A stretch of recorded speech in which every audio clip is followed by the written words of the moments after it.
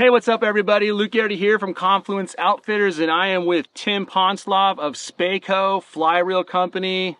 You're out here because you were just at some cool Speyorama down in San Francisco. Yeah, it was beautiful. Food was great. Great casters. My Spey mentor took first place in the master class. Ooh, awesome. The senior division, yeah. That's cool. Yeah, it was really great group of people. So if anybody is in that area, Speyorama, just come down and enjoy the day.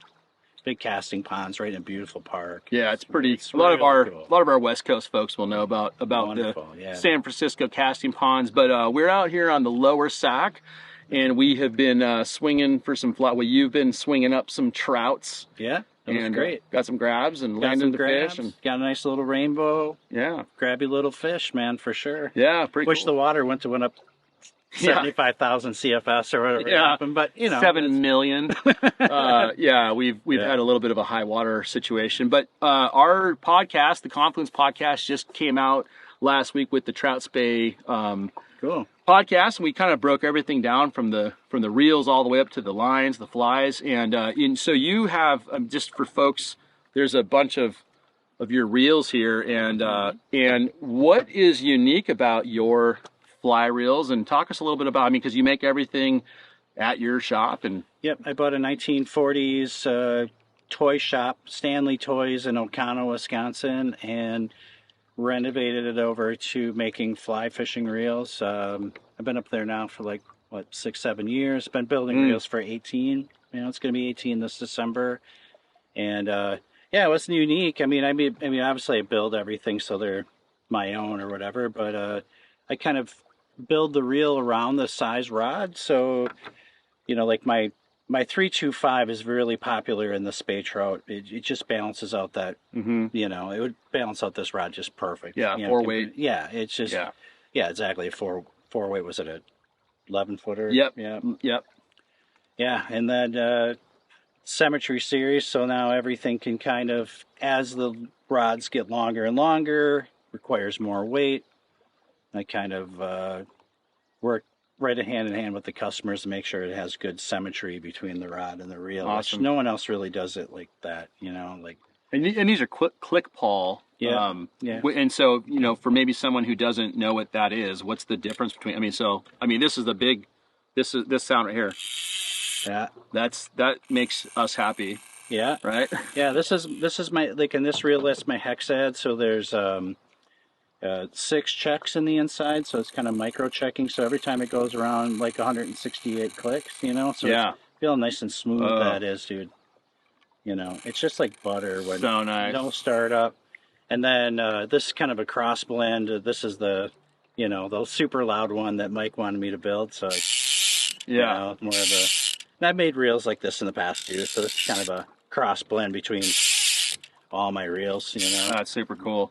Yeah. Yeah, that sound, and I think, one observation I've had from, Spey, one of the nice things about not having a drag system that can get really super tight is that transition from when you get the grab to where you're starting to slowly lift your rod tip up. Yep. You don't have the mishap of, broke it off, or, Yeah, disc drags, you really have to just set your disc drag so light that it's such a fine line between one click one way and one click the other way. Yeah. Where this is just kind of, it's adjustable, but you kind of adjust it to how you want to fish it, and then just fish right tight with the reel, and then when they take it out, you just drop your tip and get them, It's too much tension, and the fish are going to feel it and come up and shake their head and pop it right out right away. You have to have them a little give and that take. Awesome. Right? That's cool. So if somebody wants to, find out more about your fly reels, what's the best way for folks to check them out? Yeah,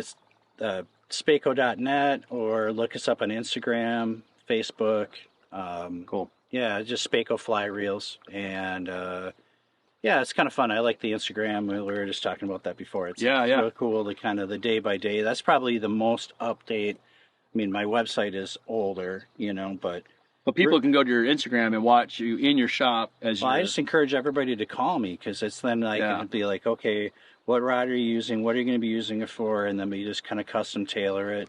And I keep everything affordable too. I want to mention that because a lot of people don't get that. They think it's going to be $1 zillion reel just because it's got an S handle on it. Yeah. between that. Super affordable. Yeah, $375 for the little tiny trout reels, up to $500-600 for the bigger. So the reels, which these are. I mean, again, these are custom made essentially. Oh, I do everything. Yeah. I mean, you can't. When you just told me the pricing when we first started, I was like, that's it, because I was expecting 1,000 or. I modeled the company after J.W. Young and Sons as just kind of that workhorse style reel at the most affordable cost I can make it. Because I mean, obviously, I should bump up my prices, but as long as people keep on buying them, and as long as people, just keep it like this, like I like selling reels and dealing with each customer one-on-one. And most customers, I almost require you just call me.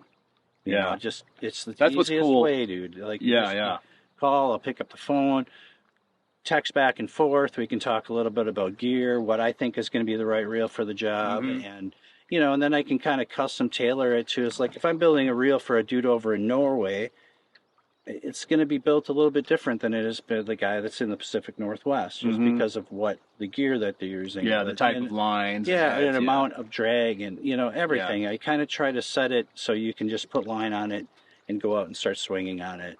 Maybe a little bit of micro adjustments to your style. Most people like a really nice, light, you don't want to have too much drag because you're going to blow fish, that's why, I mean, I noticed just from messing around with your reels today, they are fantastic for that. And we, I lived in Wisconsin for 15, 18 years, something like that. And so we have a lot of mutual friends from the Pearl River. And, it's awesome, man. Yeah, it's crazy. Well, we were just talking about the similarities. I'm like, well, these just look like a stock trout. Well, they are these trout have spread all throughout. And our McLeod River. These fish look exactly like our stocked fish around the Great Lakes. And it's pretty crazy. Like, it's cool, though, man. Like, it's nice to see where they all came from. And if you're watching this video and you didn't know, a lot of the stocked fish, rainbow trout all over the world, were from Northern California. The McLeod strain's the most popular one. But like I was telling you, when I was in New Zealand, they were all thanking America for the trout that they've got. South America, same thing. Yeah. So it's pretty cool. Well, and back to the Brule, it's interesting. 1830, 1840 was the last time that they stocked. So these rainbows have now naturalized and become some type of pseudo lake run, half steelhead inbred, since the 1800s, which makes them really cool. And what are they getting? 7, 8, 9,000 of them that run every year. The Brule. So the Brule River, West Coast folks probably won't hear about them. There's a lot of people that'll say no salt, no steel, totally fine. I will say the Brule River fish are hot. I mean, when you're swinging them you're 2 miles away from the mouth of the Lake Superior. Right. Those fish are incredible. Hard to land. They're very strong.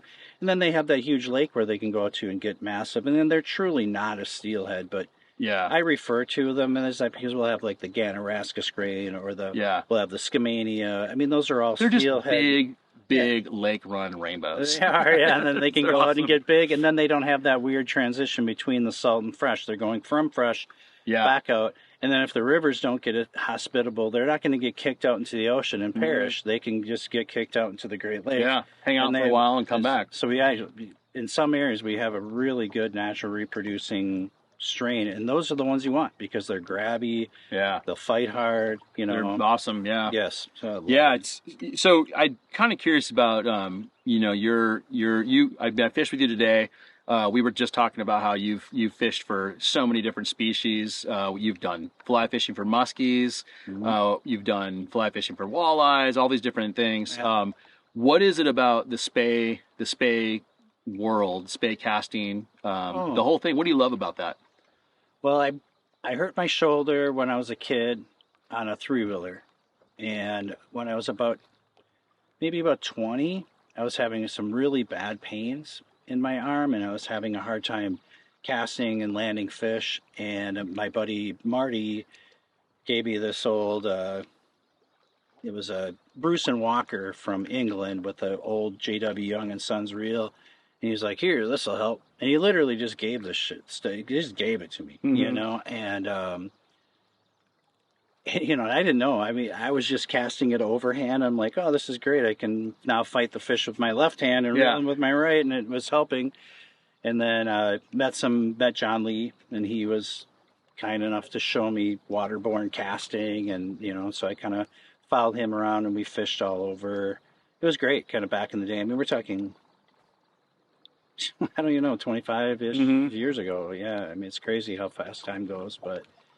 So kind of for you, it was the ease of cast, Oh, yeah, and just covering the water, and it's just fun, There's something fun about it, and it's maybe not the most effective, but who cares? I mean, like, if you want to catch the most fish, you strike indicator, a nymph, or bottom bound spawn, or like all that. Yeah, worms. Yeah, I mean, I did all this stuff when I was a little kid, but then. Oh, so you're saying the Spey is the maturing of a. Well, no, I don't know. I suppose, but it's okay. It's just fun.